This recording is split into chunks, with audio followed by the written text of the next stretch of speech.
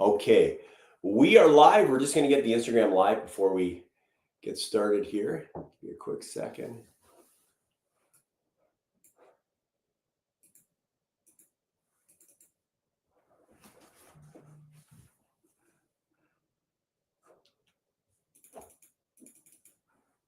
Connect streaming software to go live, which it is connected.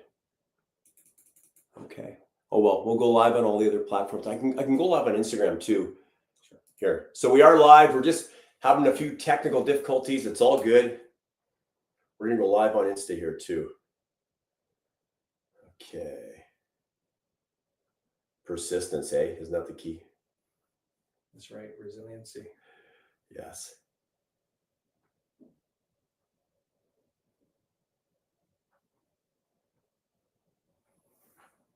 There we go.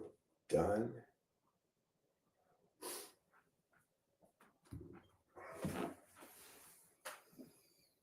We are now live. Let's see if this works too.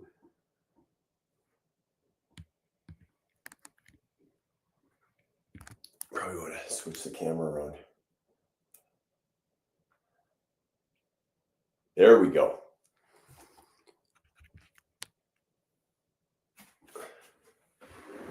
Boom. We are live on both venues, eh? That's really good. Pretty good. Pete Fry, the goalie mindset guy here. Excited to have from Kaizen Sports, the great Michael O'Rafferty. Michael, thanks for coming, my friend. Hey, thanks for having me. Yes. And the special reason for Michael here is that he represents Josh Ravensbergen. Now, Josh is the #1 goalie ranked in North America. So I'm excited that you came by. You've been working with Josh for how long now? It's been about 4 years. Okay. Yeah. Awesome. And so I'm going to ask Michael some questions about Josh, what he first saw in him, maybe, right? That would be a good one. Yeah. And we'll talk about what Michael looks for in other goaltenders, like what is the defining factor between if he wants to represent them or not represent them. But first, before I get started, who are some other clients that you represent that the audience would recognize? You don't have to be goaltenders. They can be players too. Yeah. So, we'll start with the goalies. For whatever reason, we've got kind of a niche here going with goalies. Clay Stevenson is a guy that played right here in Coquitlam. Great goaltender. Great goalie. Great person. Yeah. And Clay played his first NHL game this year for Washington in Pittsburgh. Then we've got, Callum Tongue, another Vancouver kid, goaltender. He just finished at Yukon in Division I and signed a 3-year entry-level deal with the New York Rangers. Nice. And then, Emma Crotto is at Dartmouth. He's a Montreal Canadiens drafted goaltender. So lots and lots of guys that they kind of come through in the last 15, 16 years that I'm proud of. Fantastic. And who are some other players? Some players, that they so Reese Johnson played in Chicago. Yeah. This year we'll have what I suspect to be a top 10 pick in the NHL draft in Carter Bear out of Winnipeg. Oh yeah, they're talking about him a lot. A lot. And there's a guy with resilient mindset. Yes, he's got a name, Carter Bear. Yeah, he's great. How can you not be resilient? Great name. Jersey sales will be through the roof. Yeah, they will. Yeah, and we've got AJ Spellacy. We expect will soon crack the lineup in Chicago. Okay. Out of the OHL. Yeah. So things really. What team is he on in the OHL? In Windsor. Okay. Yeah. Fantastic. Okay. Outstanding. So let's talk a little bit about Josh. And number one, what did you first see in Josh that made you decide that, hey, I want to represent this goaltender? Truth be told, it was the setback that he had, the first major setback that he had hockey-wise that I was part of. Okay. And when we look at players and goalies, we look at how do players react to setbacks, how they react to success, and how they react to uncertainty. Those are the three things that I think are critically important when you're evaluating an athlete and best able to help them. So his setback was, as everyone knows, wasn't drafted to the Western Hockey League. Mm-hmm. Now, there's a bit more to that. He wasn't in an academy where they were doing everything they could during the COVID year to get the guys on the ice. Yeah. He wasn't in an academy. And again, we were in the COVID year. So I think, in any normal year, I do think Joshua gets selected, but he didn't, and it crushed him. But what did he do? we couldn't get a hold of him right after the draft because he was running up Grouse Mountain because he was so upset. He had to do more. He expected more. I love that reaction as opposed to hiding in your room and sleeping it away. Or pointing fingers. Yeah. He certainly is a guy that I have a tremendous amount of respect for, how he handles situations. Adversity, right? Even success. I mean, this year, there's a lot coming in. Yeah. A lot of external pressure that a lot of players just never experienced, frankly. But he did a fantastic job with it. And so I would say that was the first thing. Like he was bigger, and that's great. He moved well in net, moves really well laterally. Yep. He was very raw. But I think for me, it was when you see there's a warrior inside that guy. He might be laughing and smiling and just a really jovial type guy, but there's a fire that burns deep inside of him. And a lot of our athletes, like that's really what we look for. The hunger, the desire, the warrior type mindset. It sounds like has to be, it's such a concentrated mix at the top of highly elite professionals. Forget hockey. They're elite professionals. And if you want to crack that lineup on any team, the 715 guys at that highest level, I really believe that you need that warrior mindset, that hunger, that can-do attitude. Yeah. Would you say every goaltender, no matter what, is going to face adversity? Absolutely. I've never heard any athlete not face it. There's only one guy who had him on my podcast.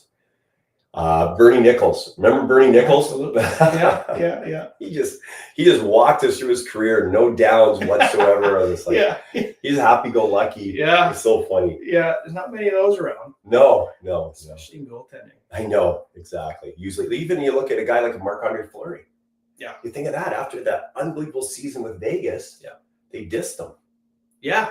Right? And he's still able to, not be bitter at the game, or he's able to bring his best, right? And I think that's another big piece for me is how do you empower those around you as an athlete? How do you bring out the best?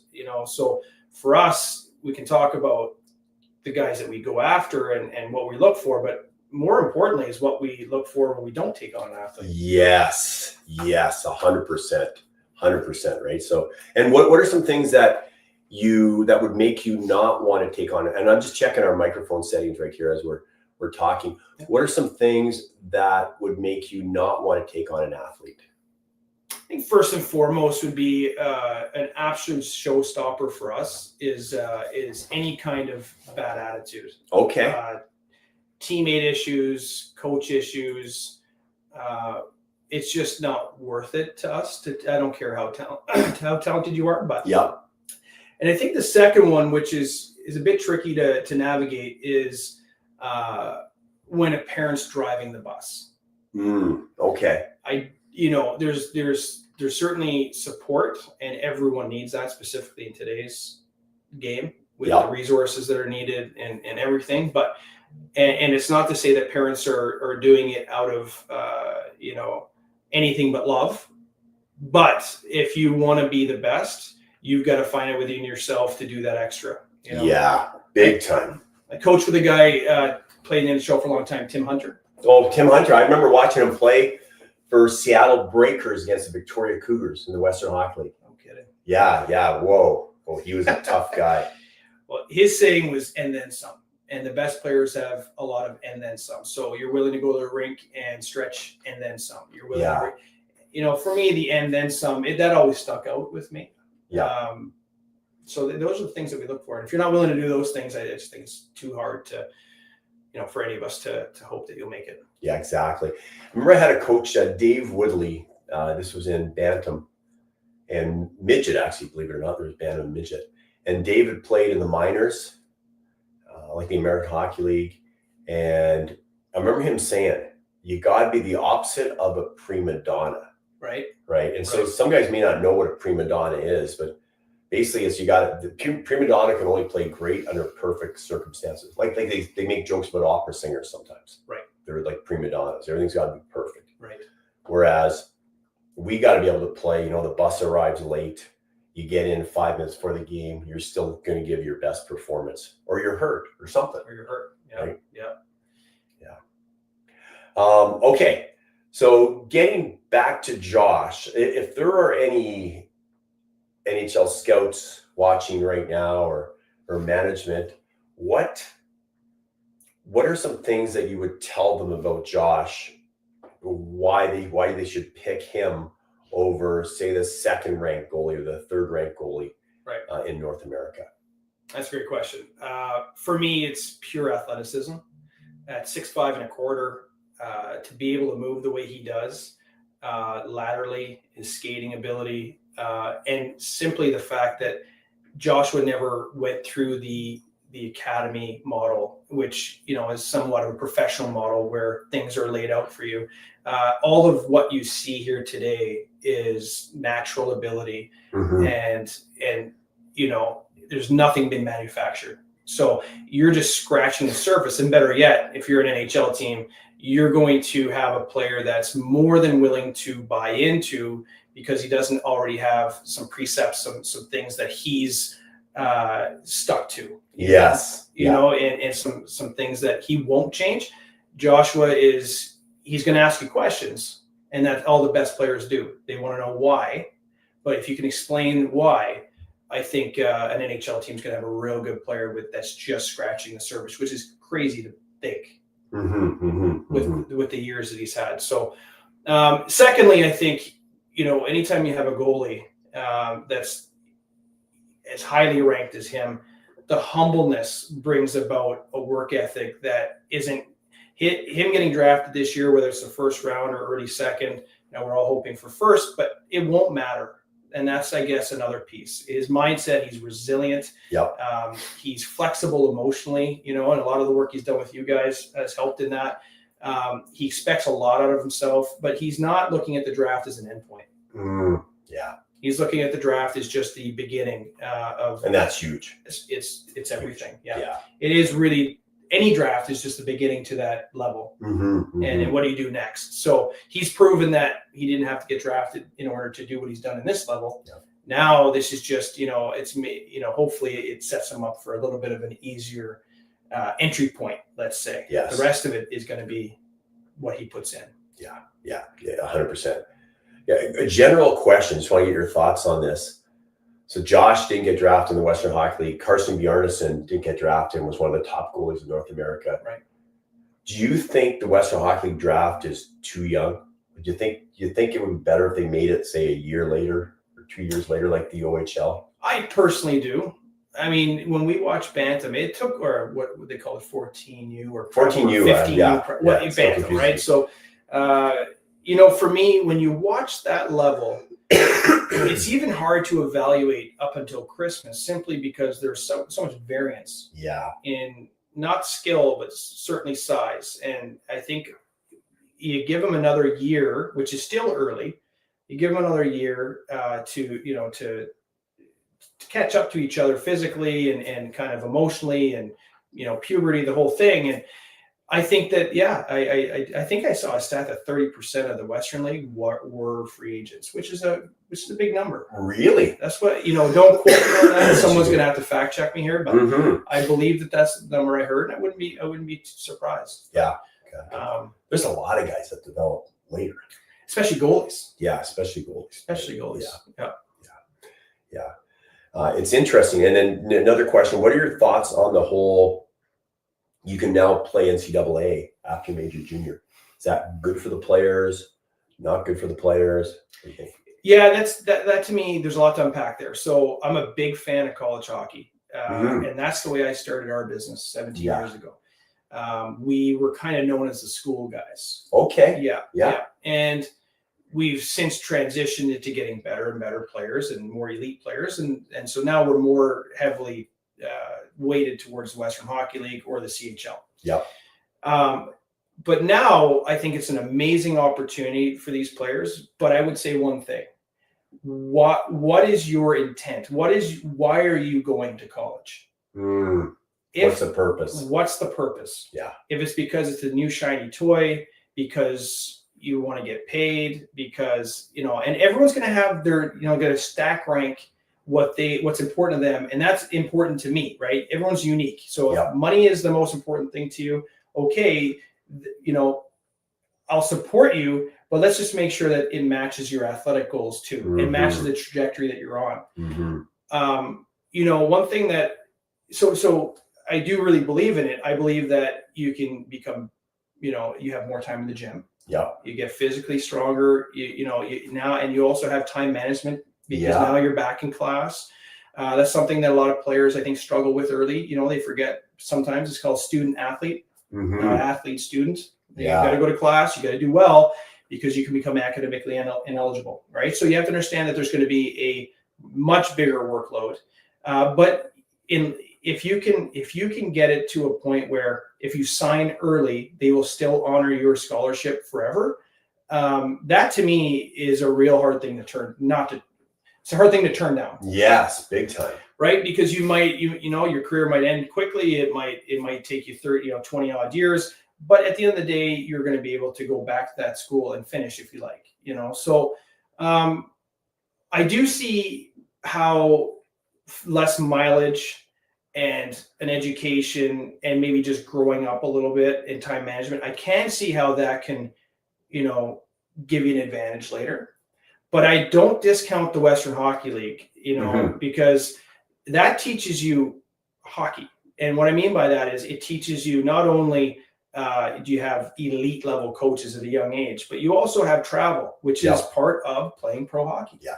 It's a big part, and learning how to play at 85%. We used to have 24-hour bus rides. That's important. And you probably walked off and played 24 hours. Guys are scratching out the windows. Yeah, that's right. Fog windows. I know. Yeah. So for me, hockey is about being able to perform consistently over the course of time, and how do you pressure test that? Yeah, I think the Western League does an amazing job. So does anyone know what's going to happen here with elite players leaving or coming back? I don't know, but I would leave with just saying that it'll be very interesting to see what happens on January 10th, which is the trade deadline in the Western League. Oh, because a lot of these players would have the opportunity to come back so let's just watch that. I think that'll be they may go to college and come back. They could. You know who did that? Bruno Campesi. He's scout for Vegas. Yeah. Right? He went to Michigan, then he came back to Portland. They recruited him. Right. So it'll be interesting to see if teams are still trying to recruit guys. Who did it? Duncan. Oh, really? Yeah. Okay. I don't claim to know why he did it, but I do know. Yeah. Well, it's interesting. Even like Gavin McKenna, he may not be back in the Western Hockey League next year. Yeah, it's just a new age. I'm a bit of a traditionalist at heart, but you have to grow with it, and it's the new world. Yeah. And in some ways too, it's going to help because teams now, the ones that maybe took it for granted that, okay, you've burned your eligibility, we own your rights, like you have to re-recruit your players now. Mm-hmm. And I'm not saying that's true. I think that's good because I think the Western Hockey League was on a big power trip for a long time. So maybe that's I'm sure there's some teams, and then there's some teams that do it really well, but I think everyone now, if you want to compete, you're going to have to re-recruit your players and not so much beg them to come back, but I think you're going to have to elevate your services and your resources, so you're going to have to be able to offer them the power skating and the gym time and the facilities and the better travel, whatever it might be. And I feel it might level up the playing field for everybody. Yeah, big time. That it's interesting now just to see what's happening there, and it's more options for the players, which that's got to be a good thing. Yeah. Do you think the U.S. does it right with the North American Hockey League, which you can compare that maybe to like the BC Hockey League, with the USHL, maybe compare that to Major Junior? Do you think they do it right with that? They have that whole national team program too, that they do, and they go around and play other teams. Again, that's another kind of loaded question. I think that there's a decent model there, but there are things that I would look to tweak, and this is just me personally. My opinion is when you look at the USHL and the NAHL, and even the BCHL, maybe not as much, but their average age is around 19 odd years. Yeah, they're playing later there. Is that because they go to prep school? They have lots of options, right? Mm-hmm. And a lot of the kids, in Minnesota, they want to finish high school and then they'll go. But I think the biggest piece is you win with older teams. So there's a fine line between winning and development. Yeah, there is, big time. And the USHL draft, I say this to everyone. I don't know why there's a draft, and hopefully someone here is part of the USHL can explain. But every year they have phase 1, phase 2. Phase 1 is your 2010s this year, or nines. Yeah, nines this year. And then phase 2 is anyone that's a 2009 to an overage. Yep. So every year, someone can get drafted, at any age. So at least in the Western League, there's a lot of priority put on just that 1 year. You can't get drafted after that year, right? No, just that 1 year. It's done. I think the OHL's got something where potentially the ones that got missed get drafted later. But the reality is not every birth year. So that lends itself to maybe a little bit more transactional league. So you get older, you get bigger, heavier. So I think in the US where they're, for me, where they can really do some work is finding a level, in between junior and your minor kind of midget year. What's that gap look like? Because if you don't make the USHL till you're 18 or 19, what's underneath there, underneath that crust, and right now there's U8, some good U18 programs. There's a couple of good NCDC programs, but if they can find a way to really bridge that gap. Yeah. Big time. Yeah. Big time. Okay, I'm all over the map here with my questions, but I'm a little ADHD here. What differences have you noticed in Josh since he started working with me? I would say that his ability to bounce back quicker. Okay. Yeah. So, and part of that's going to be maturity, but part of that is learning how to channel a setback. So part of it is like we talked about his initial setback. He's running up Grouse Mountain. Is there any? There's a mental grind to that, but that's a physical punishment. Get better, do better, be better. Yes. But now I think there's more levels to his kind of, call it grieving process, whatever you want to call it. When he has a tough outing, say, I've seen him really just take that on, sit with it, and be able to move forward better than I did last year. Got it. Yeah. Okay. Yeah. He's great to work with. Great kid. He's one of the best. Yeah. The NHL team, whatever NHL team drafts him, they're going to be very lucky. Absolutely. Very lucky, right? Yeah. Okay. Awesome. Let's continue the conversation, but I'm going to go grab us. You said you wanted to try some raw heart, some raw cow. By the way, it's cow heart. It's grass fed, grass finished. So Michael's going to try a little bit. So if you'll see that. So I'll be right back, and maybe you can entertain the audience when I go. Yeah, sure. Yeah. I can start dancing. Yeah, dancing, talking about something. What if there's a question I can ask you? Let's see. Give me a good one. You're putting me on the spot here. Okay, here's a good one. How about what do you do to get your clients ready for the NHL draft? Like as far as talking to teams and all that stuff. Yeah. That's a great one. Great one. Yeah. So we'll see you soon, Pete. I'll be right back. Okay. I'll treat them well. Okay. So preparing for the NHL draft happens, that it may look like there's more happening, say, this summer for a guy getting drafted here in June, but getting prepared for the draft is kind of it's an infinite thing. Okay. There's a lot of work that goes into understanding, number one, who you are as a player, not who you want to be, but who you are. And I think that that's a real important distinction to make. And as an agent and advisor, we really try to help our players understand that. But it's a really difficult thing, because if you don't know who you are, or you're playing to who you want to be, everyone wants to be McDavid, everyone wants to be Carey Price, but very few are. But there's room in the game for others. And so for me, it's, we have a saying called build a bridge of trust strong enough that it can bear the weight of the truth. Okay. That's not our saying. It's a saying that we kind of live by. But what that means is we've got to be able to build the trust with the player so that when we hit them with truths, and it's only for them to move on, to be better, we end up kind of building that trust and then discussing with the player. I had a conversation last night, who do you want to be? Who do you think you are?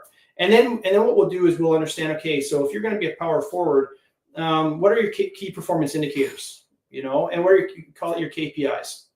And what are the 3 things that if I went to the rink and there were no name bars on any jersey, what are the 3 things that I could visually see and just be able to point you out on a night-to-night basis? And so we work with the identity of the player, right? And I think it's very important for players to start there, because if you don't understand who you're going to be at the next level, it's very hard for a scout to be able to go to his general manager and say, and put his stamp on him. Yep, this is the best power forward in the game. There's a raw heart. Keep talking. I'll fill up. I'll fill up your coffee. Sure. Okay. Thanks. I'll fill that up. I'll fill this up. You want some water too, or not? No, thanks. Yeah. You're good. Yeah. Okay, I'll be right back. Great service. Sorry for the introduction. So I think the identity piece, that starts way before the NHL draft. And then once we get into the season and we have a feedback loop with our players of what we're seeing, what scouts are saying, and we're able to envelop that into a bit of a player development piece through video and the rest. Once we perfect the consistency at which you're performing under your identity, or some people call it your alter ego. Once we get to that point, now we can start talking about, okay, what are some of the questions you might be asked for the draft? What are they looking for mentally in a player? But I would say that we are very cautious of not overcoaching our players, because I believe in authenticity. I believe in genuineness. And I believe that if you get drafted, if you're lucky to get drafted, you want to go to a team that knows who you are, the good and the bad, and what they can work on. But if it's going to be, thank you. You're welcome. If it's going to be something where a team drafts you based on the performance you put on in taking questions or the combine, it's probably not going to be a great marriage, because they got, again, someone that they didn't realize. So we work on, like I said, identity, and then just being authentic, but understanding what questions are going to be asked. And then there's a physical component. And I think that less and less that matters, less and less, I should say. There's all sorts of great stories about, Sam Bennett not being able to do a pull-up, or, Wayne Gretzky not being able to do a push-up. But, these guys are pretty good hockey players. So I feel that maybe the combine and the draft has gotten a little bit. That's a whole too while you're talking. Keep going. I'm just trying to. Maybe the combine and the draft now are a little bit less about your physical components and a lot more about mentally how you're going to react and perceive challenges. I know, there was a certain team at the combine this year, and all they wanted to know was, can you work in this pressure, cooker type market? And what would you do under scenarios? If you saw, I think one of the questions was, and I won't give away the team, but if you saw our current captain at the bar at 3 a.m., would you, and he was supposed to be in at 10, would you then tell your coaches and stuff about that? So I think that it's really important that your player understands and that the athlete understands what may be coming, but I also want you to be yourself. So that's how you get, to me, that's kind of the recipe we use to get our guys ready for the draft. Love it. That was probably the best part of the podcast. It was just you talking, I bet. That's awesome. Okay. So we got some raw cow heart here. I brought this in case one of us needs to wash our hands a little bit, whatever. So you only need to have a little piece of it, right? We're not going to eat the whole thing. I'll give you that right there. Have you ever done this before? I've never done this before. It is super nutritious. No, I've heard all about it. Super nutritious. I usually go for the sirloin. Oh, I know. Hey, I could add a steak for you. You don't have, you could, whatever you eat of that, you eat. And by the way, the fat's really good for you too, but it's hard to chew. It's almost like, it tastes like, what's that? What's it really taste like anything? But it's really hard to chew. So what I usually do is, here, I'll put that over here. So I will turn this around and I'll cut a little part off, right? Those are ventricles or whatever. Don't worry, they're not worms. They're well, just cut it. There's not a lot of taste to it. Like raw liver can kind of taste gross. Joshua did it. So if I don't do it, I'll hear about it. I know he'll be proud of you. I did ask him how it was, and he said it wasn't too bad. No, it's fine. Did he do the heart or the liver?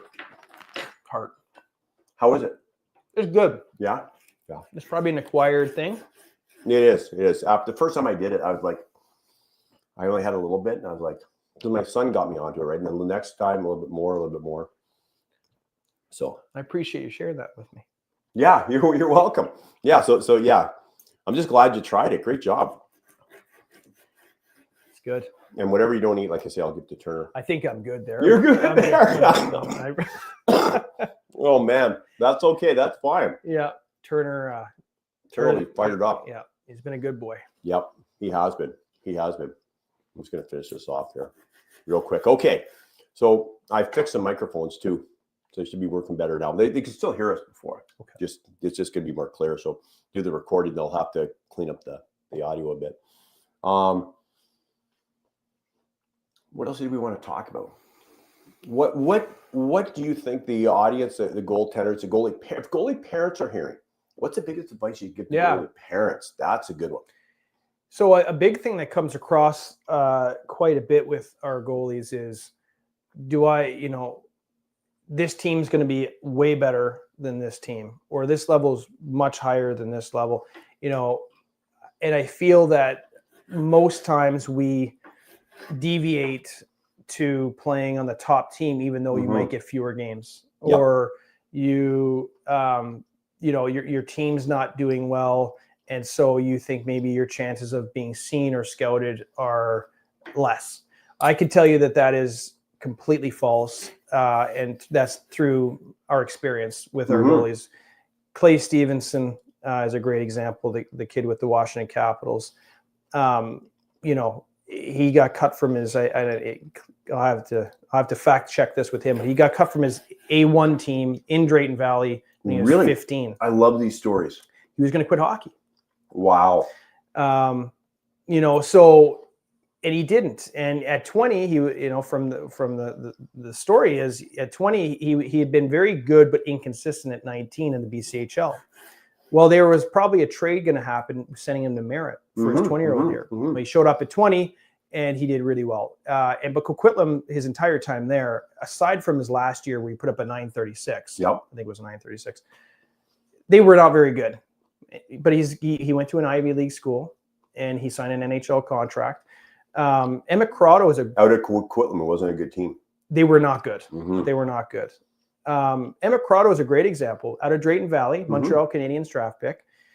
His dad couldn't find him anything in his Bantam years, 14, 15. Sent him to a high school in San Jose. Wow. There were 4 kids that played hockey the year before on that team. And he was from Drayton. Where is he from? Drayton Valley? Not Drayton Valley. Sorry, Bonnyville. Bonnyville. Okay, but Alberta.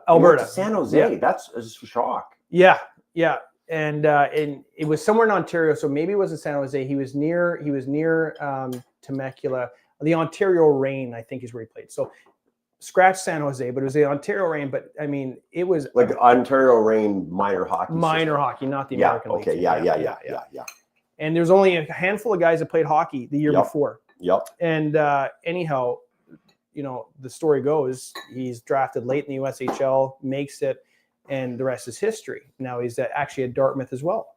Really? Yeah. And, he'll sign here at the end of this year. But I guess that's the big thing is I wouldn't get stuck as much on who I'm playing for. Yep. I would get stuck on what am I bringing to the rink every day. Yeah. Big time. And it's hard. Because someone's going to find you if you play good enough. Jamie Benn. Jamie Benn, right? Do you know Dennis Holland? I do. Yeah, isn't he a great guy? Great guy. Oh, because he lives not too far from you. Yeah, really good guy. Yeah.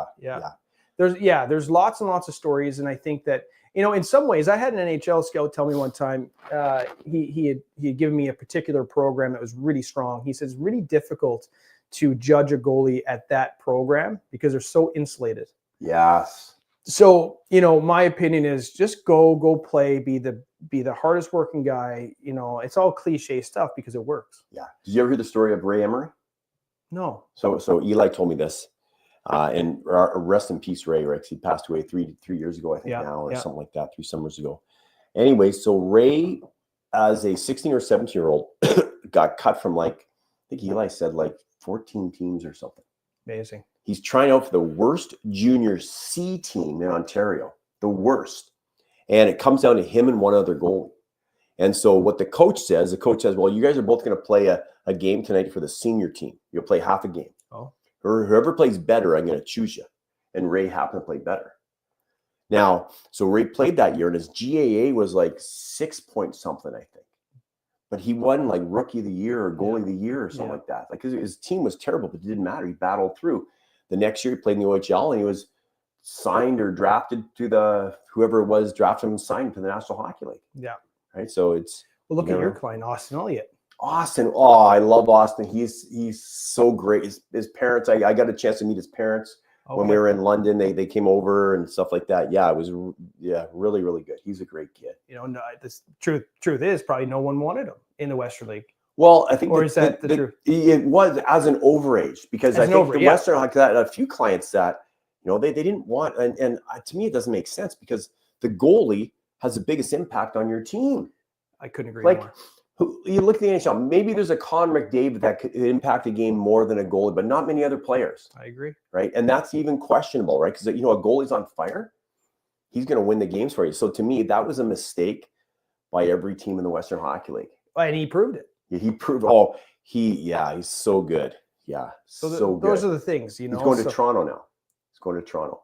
To their camp. Yeah. Oh, good. Yeah. Good for him. I'm sure he'll sign. Yeah. And play. Well, although he's got a college deal too, right? So maybe he does that first. Yeah, you never know.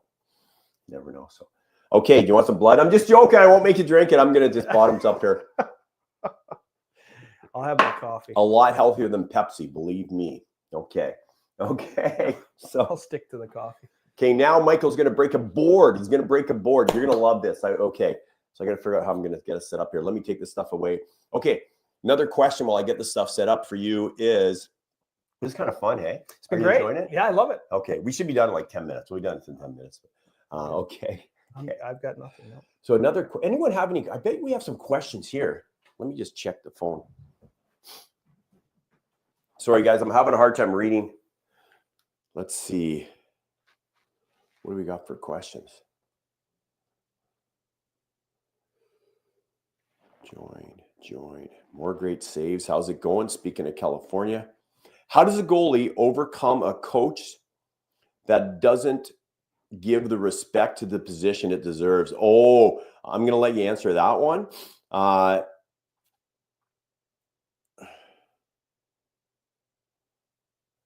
other one I don't understand. You know what? I'll let you hold the phone. You can scroll down with the questions, but maybe answer the first one. Sure. And there we go. So, yeah, I'll let you answer them. I'll get rid of this stuff. So that's a great question. I think that something that a lot of goalies probably feel on a day-to-day basis is that people don't understand the craft. They don't understand the mental, the physical, and it's a difficult position to understand if you're not in it. So if you've got a guy that doesn't respect you, I think that it's like anything, communication, and it can't come from mom or dad, depending on your age. I think it's got to come from you, and I think that you've got to go in there with a plan. And here's what I would, if you were my client, here's how I would kind of give you some advice. The first thing is you want to disarm the coach, because as soon as you ask for a few minutes of his time, he probably knows there's something wrong, and he's on edge once you get in.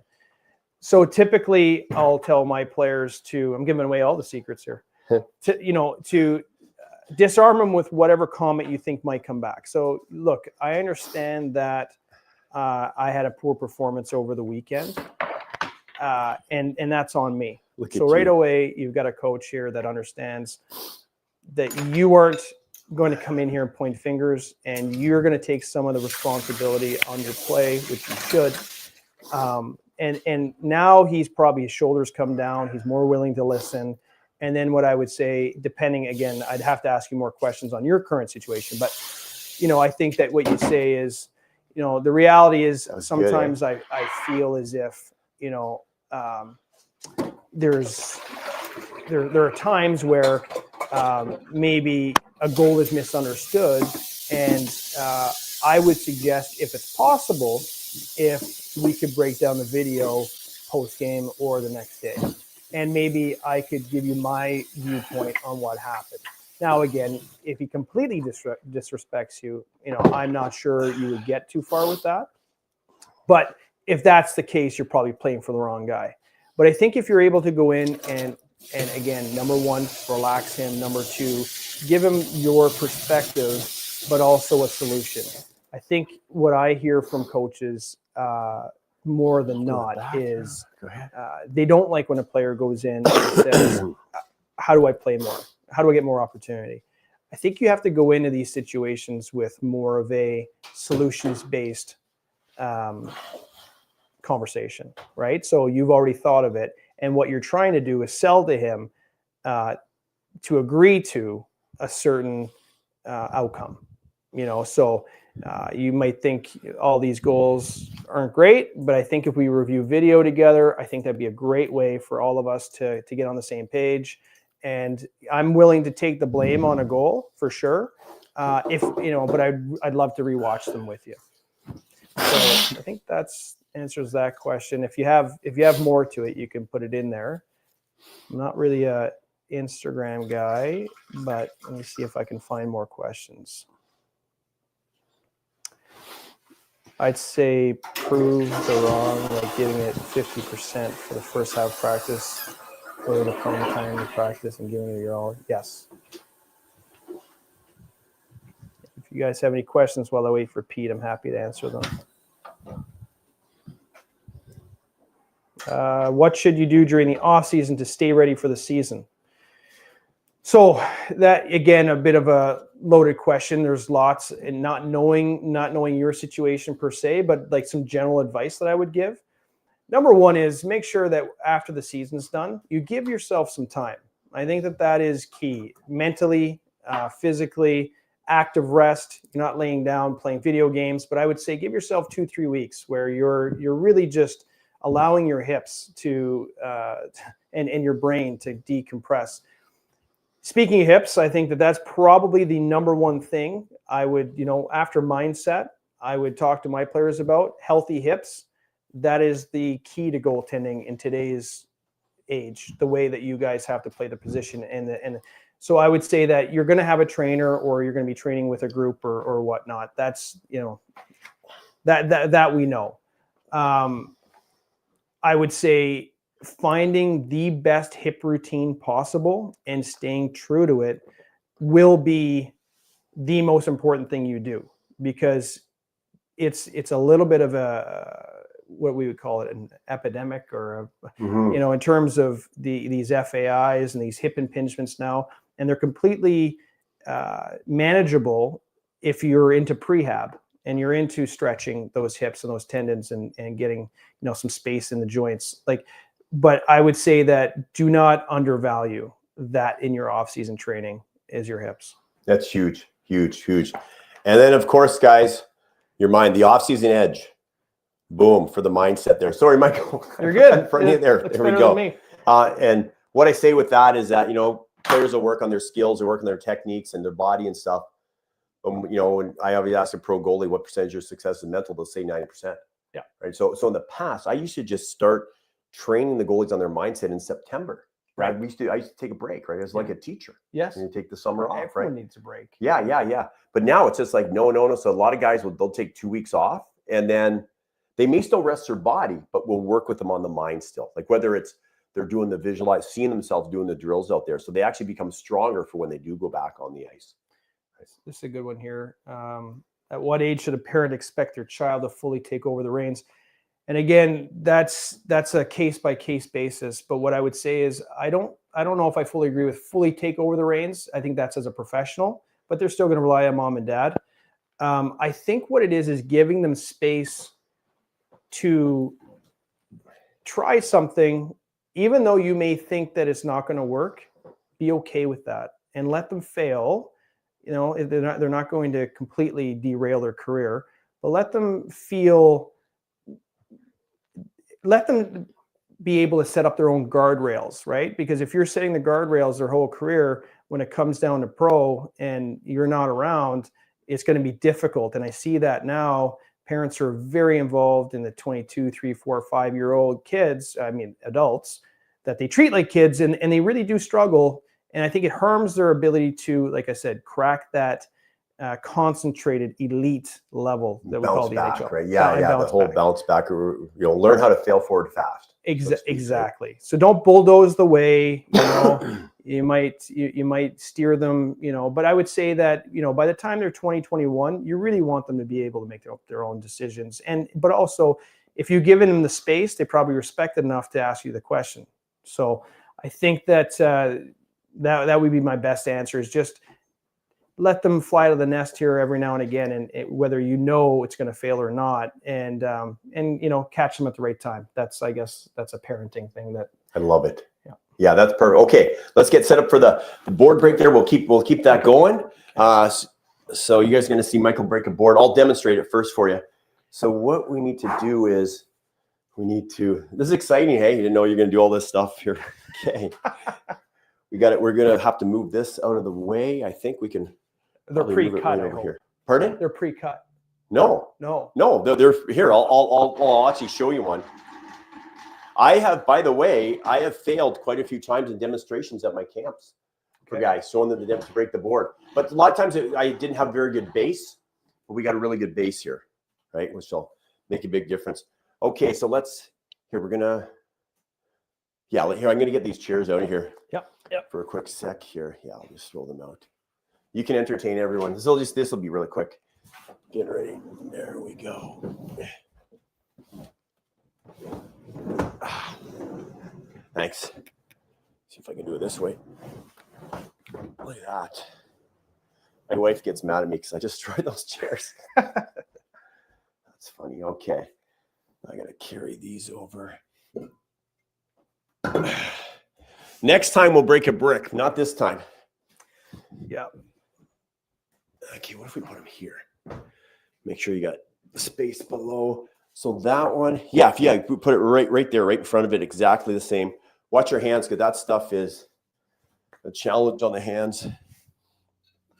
And then this. Maybe I'll put it back a little. Yeah, around right there. Perfect. You want more? Yeah, here. Okay, great. Thanks, Michael. And then let's see, before we put the ones on top, I just want to make sure I got a good space. Okay. So here's the board here. Just a sec. Oh, that's actually pretty darn good. Right there. I'll show that to you in a sec here. Okay. And like I say, I'll do a demonstration first. That's right. This is really cool because they teach, like in karate and stuff, they'll teach people for like 6 months. And you're going to learn in like six seconds. Will you drive me to the hospital if I break my hand? That's funny. There we go. That's pretty good. Hey, let me just tweak this just a bit. A little more forward. Okay. So here we go. Let's come on over here. Oh, I'm going to push this back so people can see it. Whoops. Sorry, Insta. Just give me a sec.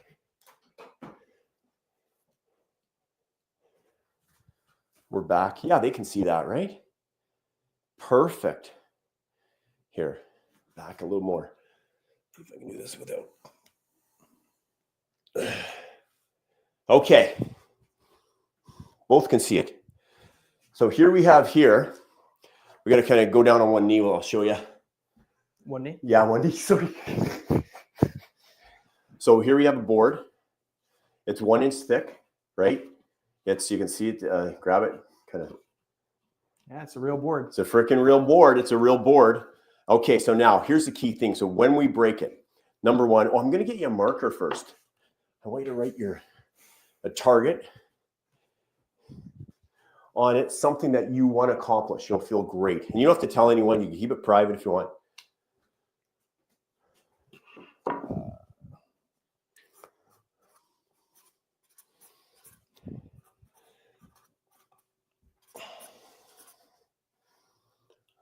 My face is back to normal now. Just so you guys know, I had what do they call that? What did I get? I got something this morning to my mouth. Do you remember what I told you it was? Root canal? A root canal. Thank you. I think it hurt my memory. I got a root canal, so my face just became unfrozen. If I was making weird expressions, by the way. Yes, I love it. I love it. Okay, so now when you aim for that goal, do you want to just stop at that goal, or you want to go beyond it? Beyond. That's the first key. Is that when we break the board, we don't stop here. We go right through it, right through it. The next is, are you right-handed? Yes. Okay, show me your right hand. Here, I'll take this. So you're going to hit it with that. That's the strongest part of the hand right there. Yep, right here. Yeah, and you're going to go flat. Okay. Some guys like this, and no, you got to go flat. Okay. And so here, I'll do a little demonstration. I'll grab a different board. There we go. Are you going to rate your goal? Yeah, let's do it. Thank you.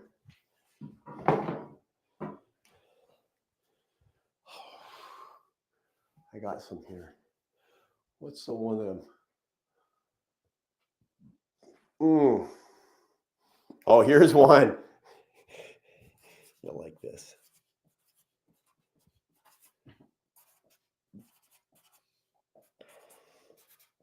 We're in 2025, right? There we go. I'll share my goal.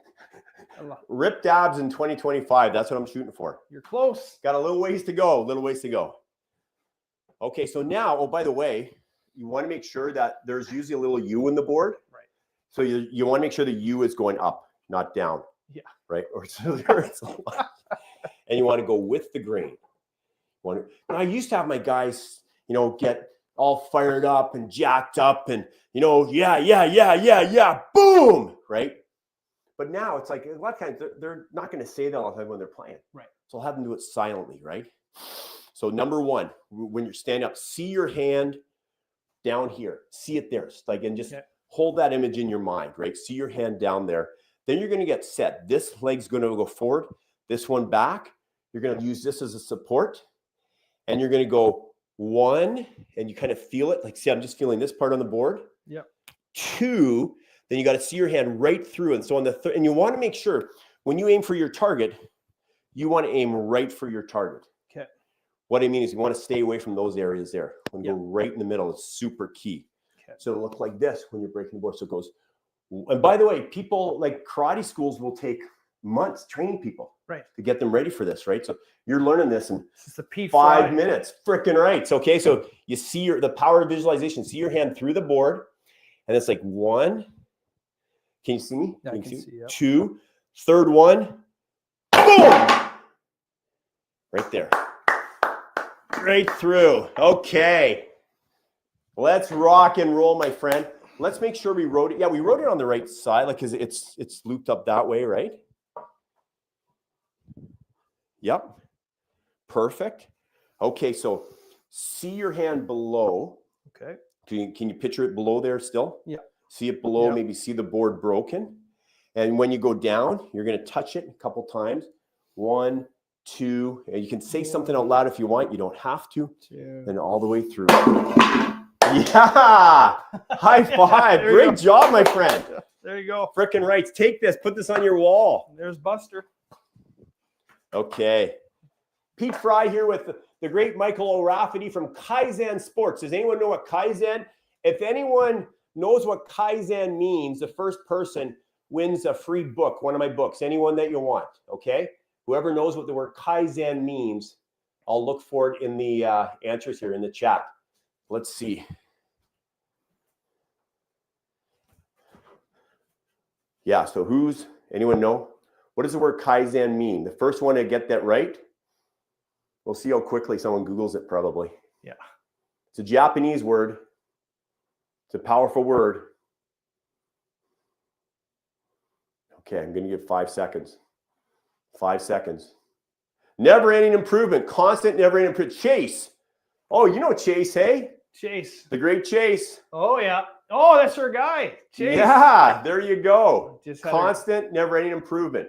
Frickin' right, Chase. You let me know which book you want, okay? We will send it to you. Just let us know. I'm pretty sure we got your address, but just let us know. And we'll chat soon, Chase. Let's talk in the next week or so. Awesome. Okay, guys, Pete Fry, the Goalie Mindset Guy. This is the Goalie Mindset Podcast. We're signing out with the great Michael O'Rafferty, Kaizen Sports, representing Josh Ravensbergen, number one goalie ranked in North America at this upcoming draft. Stay great. Thanks, guys. Okay, and now, got it. Share. And I got to end this one. Did you enjoy that? That was great. Yeah, that was really fun.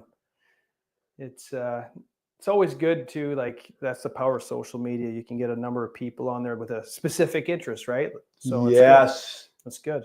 Yeah, exactly.